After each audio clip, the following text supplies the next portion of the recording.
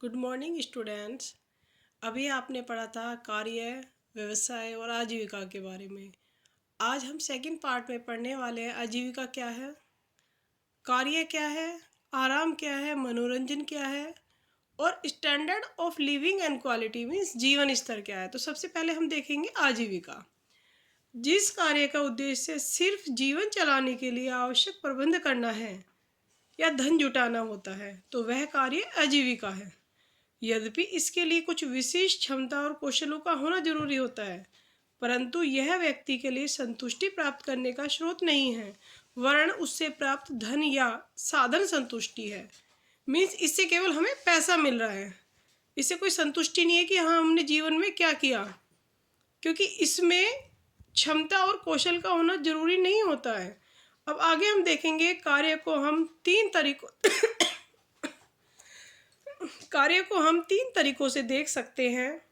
कार्य एक नौकरी या आजीविका है, दूसरा कार्य एक व्यवसाय भी है और तीसरा कार्य एक अंत प्रेरणा होती है। यह कार्य जो व्यक्ति के लिए लगातार प्रेरणा लिए हुए है, उसे आंतरिक रूप से प्रेरित करता है, चुनौती देता है, सेटिस्फैक्शन देता है, इट मीन संतुष्टि। तो वह क्या है, आपकी एक अंत प्रेरणा होगी। तो तीन तरीके से हमने यहाँ पे कार्य को देखा है। पहले हमने नौकरी की, जो कि जीविका चलाने के लिए जरूरी होता है, एक व्यवसाय है, मीन्स एक हमारा पेशा है, प्रोफेशन है। ठीक, तो ये आपको समझ में आ गया कि कार्य को हम तीन तरीकों से देख सकते हैं। नेक्स्ट, अब आपको करना क्या है बच्चे, इसमें कुछ क्वेश्चंस प्रिपेयर करने हैं। कार्य के क्षेत्र पर संक्षिप्त टिप्पणी आपको लिखनी है और दूसरा क्वेश्चन होगा आपका कार्य और व्यवसाय में आप अंतर बताएंगे। ओके, नेक्स्ट चलते हैं हम आपके एग्जाम्पल पर। मीन्स इसमें हम देखेंगे तीनों के बारे में कि भाई कार्य, आजीविका और व्यवसाय में अंतर। देखिए, तीन व्यक्ति हैं जो पत्थर तोड़ रहे हैं। पहले से ये पूछा गया कि आप क्या कर रहे हैं, तो उसने क्या उत्तर दिया कि भाई हम पत्थर तोड़ रहे हैं पैसों के लिए, क्योंकि हमें पैसों की जरूरत है। दूसरा कहता है कि भाई ये मेरा काम है इसीलिए मैं ये कर रहा हूँ। और तीसरा क्या कहता है कि मुझे मूर्ति बनाना है। तो ये क्या है सॉरी, ये आपके अंत प्रेरणा को दिखाती है कि इट मीन्स इंटरनल उसकी क्या है कि वो सोचता है कि मुझे मूर्ति बनाना है, ना कि मुझे पैसा कमाना है या फिर ये मेरा काम।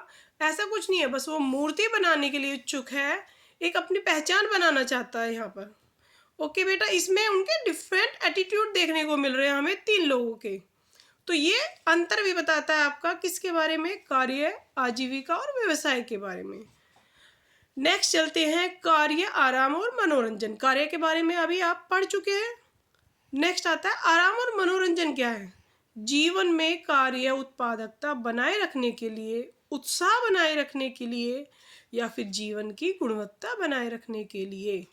नेक्स्ट, कार्य क्षमता बनाए रखने के लिए क्या है, इन कारणों से ही व्यक्ति आराम और मनोरंजन की आवश्यकता होती है। इट मीन्स ये काम है, इसी वजह से व्यक्ति आराम या मनोरंजन की आवश्यकता महसूस करता है। क्यों महसूस कर रहा है, व्यक्ति को आराम या मनोरंजन क्यों चाहिए होते हैं बच्चे, जीवन में कार्य उत्पादकता बनाए रखने के लिए, उत्साह बनाए रखने के लिए और जीवन की गुणवत्ता को बनाए रखने के लिए।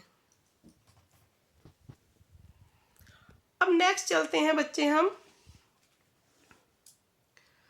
बगीचे में घूमना या संगीत सुनना, परिवार में सदस्यों के साथ बात करना, व्यायाम करना, खेलना, टेलीविजन देखना, तैरना, गाना गाना, पढ़ना आदि अनेक तरीके हो सकते हैं जिससे हम मनोरंजन कर सकते हैं। इन गतिविधियों द्वारा हम आराम भी कर सकते हैं। ठीक, हमारे कार्य ही हमारी जीवन स्तर और जीवन की गुणवत्ता को निर्धारित भी करता है। उम्मीद करती हूँ कि आपको ये सब बेटा समझ में आ रहा होगा कि कार्य में आराम और मनोरंजन क्या होता है। कार्य का हमने पढ़ लिया अभी। अब इसी के अंदर हमारा आराम और मनोरंजन क्या है, क्यों जरूरत होती है हमें आराम और मनोरंजन की, समझ में आया आपको। नेक्स्ट चलते हैं हम जीवन स्तर। जीवन स्तर क्या है, इसमें निम्न कारक हैं जो हमारे जीवन स्तर का निर्माण करते हैं। मनुष्य को प्राप्त सेवाएं, सुविधाएं, वातावरण में ये सभी जीवन स्तर बनाती हैं। मीन्स जो मनुष्य को प्राप्त सेवाएं हैं, चाहे वो कुछ भी है, मानवीय है या अमानवीय है, वो या जो भी आपको फैसिलिटी मिल रही हैं या वातावरण से जो भी आपको मिल रहा है, ये सब हमारे जीवन स्तर को बनाते हैं, ये हमारी पहचान भी बनाते हैं, स्टैंडर्ड भी दिखाते हैं। ये हमारा जीवन स्तर को कुछ तत्व प्रभावित करते हैं। नंबर 1 पे आता है आपका आय। आय यानी कि जो आप कमा रहे हैं, चाहे वो पैसा है, चाहे वो सेवाएं हैं। सेकंड आता है वस्तुओं का मूल्य, उसका रेट क्या है, उसके अकॉर्डिंग ही आप सामान खरीदते हैं। थर्ड आता है सकल घरेलू उत्पाद, जिसे हम जीडीपी भी कहते हैं। ये जीडीपी क्या है बेटा? ये एक भौगोलिक क्षेत्र द्वारा उत्पादित की गई सभी वस्तु और सेवाओं का मूल्य सकल घरेलू उत्पाद कहलाता है। समझ में आया? जो एक समय के अंदर देश में कुछ भी सामान उत्पादित किया जाता है या तैयार किया जाता है या पैदा किया जाता है, वो हमारा एक सकल घरेलू उत्पाद कहलाता है। अब देखिए, वापस आते हैं हम इधर। 4th पॉइंट है हमारा राष्ट्रीय आर्थिक वृद्धि। 5th हो जाता है घर खरीदने की हमारी क्या कैपेसिटी है, क्षमता है। 6 है हमारा वार्षिक भ्रमण यात्राएं। इट मीन्स जो साल में एक बार आप कहीं घूमने जा रहे हैं। और 7th आता है शिक्षण की उपलब्धता, यानी कि शिक्षा कितनी है आपकी, कितने आपका एजुकेशन क्वालिफिकेशन है। और 8th आता है बीमारियों से बचाव, कितना आप अपने आप को बचाव करके रख रहे हो बीमारियों से, उससे भी आपका जीवन स्तर मेंटेन होता है। देखिए जैसे अभी कोरोना चल रहा है, अगर आप इसमें खुद को बचा सकते हैं तो अपने लाइफ स्टैंडर्ड को बाद में प्रॉपर भी कर सकते हैं। ओके बच्चे, नेक्स्ट देखिए आप आर्थिक व राजनीतिक स्थिरता। 10th पॉइंट आता है सामाजिक असमानता। समाज में देखिए आप डिफरेंट टाइप के लोग रहते हैं, सब एक जैसे नहीं हैं, कोई अमीर है ज़्यादा, कोई गरीब है, तो ये सामाजिक असमानता कहलाती हैं। नेक्स्ट पॉइंट आता है 11 गरीबी। और 12th आता है ढांचागत सुविधाएं। क्या क्या सुविधाएं आपको मिल रही हैं समाज से, परिवार से। और 13 आता है स्वास्थ्य सुविधाएं, स्वास्थ्य के लिए क्या क्या सुविधाएं हैं, जैसे कि हॉस्पिटल वगैरह है। 14 आता है आवश्यक वस्तुएं खरीदने के लिए आवश्यक कार्य की मात्रा क्या है। फिर नेक्स्ट आता है आपका स्वास्थ्य सुविधाएं, स्वास्थ्य के लिए कौन कौन सी सुविधाएं हैं। 16 आता है आपका जीवन दर। और 17 आता है आपका सुरक्षा। 18 आता है आपका स्वतंत्रता। 19 है वातावरण। और 20 है आपका जलवायु। तो ये हमारे पॉइंट्स हैं जो कि जीवन स्तर को प्रभावित करने वाले कारक हैं। अब आगे हम देखते हैं जीवन स्तर के मापन के लिए क्या फॉर्मूला यूज किया गया। इट मीन जीवन स्तर मापन है क्या?